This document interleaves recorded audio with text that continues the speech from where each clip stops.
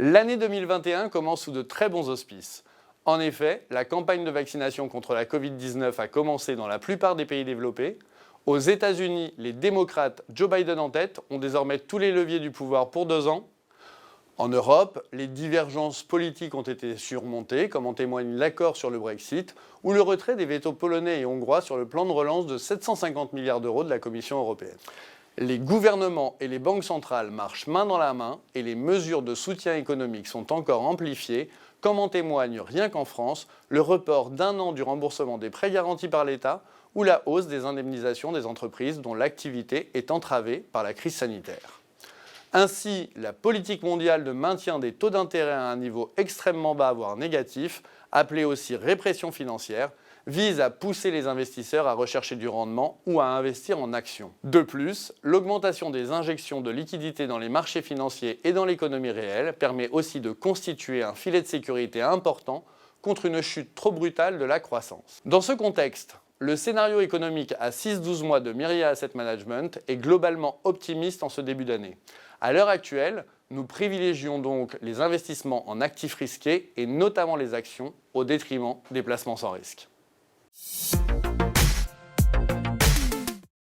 Le scénario central de Myriad Asset Management adopte une vision optimiste de l'environnement économique et financier. Nous sommes convaincus que les mesures prises à la fois par les gouvernements et les banquiers centraux encouragent la prise de risque à moyen terme au détriment des placements monétaires. Nous favorisons donc les investissements dans des actifs risqués, tels que les actions, mais également des obligations émises par des sociétés privées. À plus court terme, nous restons néanmoins vigilants quant à l'évolution de la situation sanitaire et ses conséquences économiques, d'autant que le niveau de valorisation global des marchés nous semble relativement élevé, même s'il se justifie en partie par une situation économique attendue en nette amélioration et un environnement de taux durablement bas. En termes d'allocation d'actifs, nous sommes donc investis en actifs risqués et notamment en actions dans les mêmes proportions que les indices de comparaison que nous cherchons à surperformer, ce qui reflète une certaine neutralité au risque. Néanmoins, dans les prochains mois, nous pourrons renforcer tactiquement nos positions risquées de manière opportuniste, principalement dans 2 cas de figure, dans des phases de baisse des marchés que l'on jugerait excessives, ou encore pour accompagner l'accélération de la croissance économique, ce qui est à l'heure actuelle notre scénario privilégié.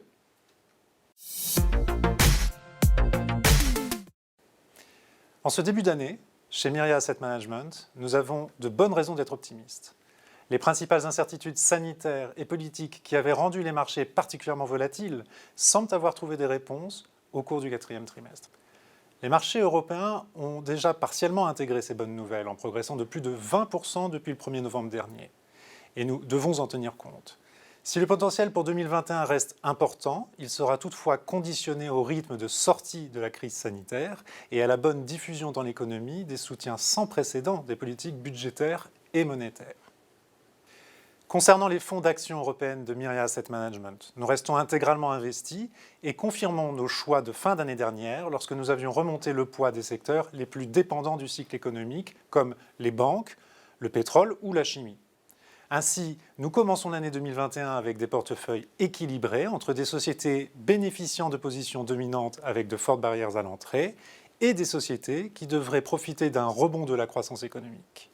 C'est pourquoi, au fur et à mesure des opportunités de marché et de l'évolution du contexte, si notre scénario se confirme, nous prévoyons d'amplifier à nouveau la partie cyclique des portefeuilles, probablement au travers de valeurs industrielles.